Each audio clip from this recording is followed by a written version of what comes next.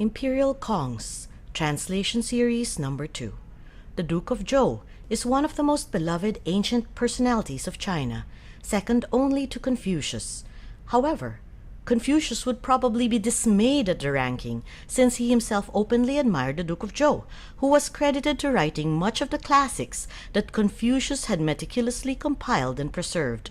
According to Kung An Kuo, 11th generation descendant of Confucius, he examined and arranged the old literary monuments and records, deciding to commence with Yao and Shun, and to come down to the times of Zhou, of those deserving to be handed down to other ages, and to supply permanent lessons. He made in all 100 books, consisting of canons, counsels, instructions, announcements, speeches, and charges. Sima Qian, Grand Historian of China, agreed that Confucius was a transmitter and not a maker, believing and loving the ancients. This is what the great sage himself claimed, traveling to document old literary monuments and records, examining and organizing them in a treasured collection for future generations. However, scholars many hundreds to thousands of years later theorized that the Analects were simply records of conversations between Confucius and his students, compiled after he was gone. Some have questioned the authenticity of the texts and given its compilation a date as late as 140 BC, because no texts from the Analects have been found earlier than that time. But now, in the Imperial Congs, we find literary monuments whose counsels, instructions, and charges have been recorded in the Analects and handed down to us today. The Analects have been translated by scholars many times in the past. What makes this translation different? Taking ancient texts at their word, we do not read inscriptions as conversations between Confucius and his students. Instead, believing his claims of being a transmitter and recorder of the writings from antiquity, we read the inscription on the 4 Imperial Congs as public monuments containing instructions, counsels, and proclamations. The historical context of the two cultures.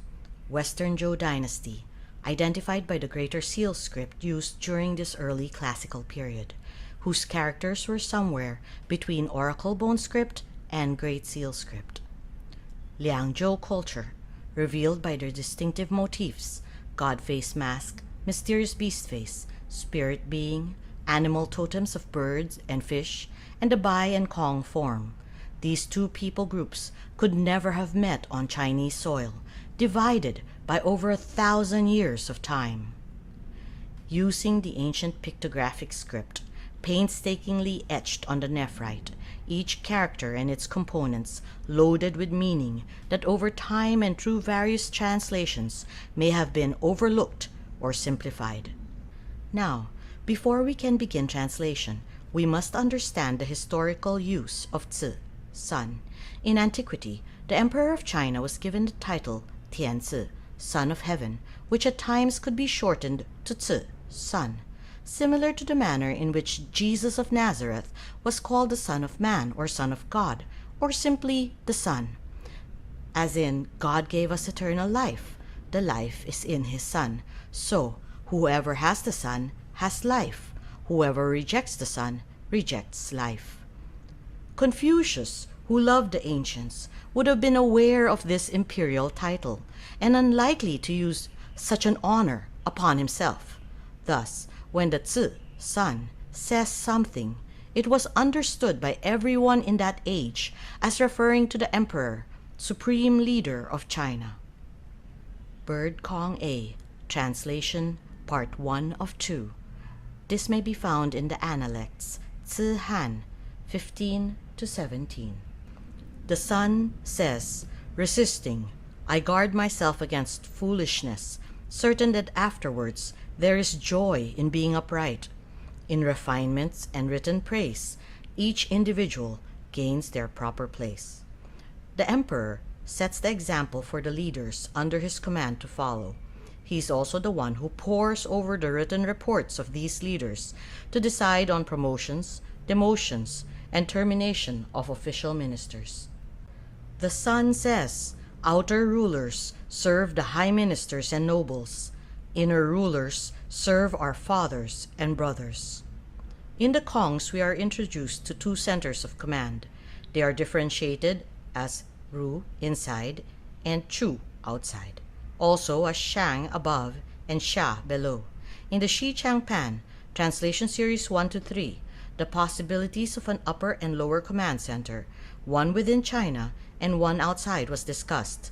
To learn more, watch the Shi Chang Pan Translation Series on YouTube. In service to honor those who have gone before us, we dare not cease striving, nor should we overcome our troubles with wine. Which role will I have?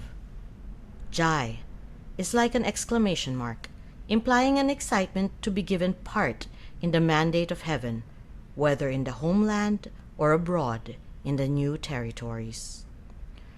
The Son, who is by the river above, says, "Such were those who have struggled and passed on." The emperor firmly establishes his position as ruler in the land above. Western Zhou Dynasty capitals Xi'an, Anyang, and Luoyang, where the kings resided, were all built near rivers, reminding the leaders of their ancestors who had gone before them, bearing the difficulties and fighting the battles, and planting the seeds which they were now harvesting.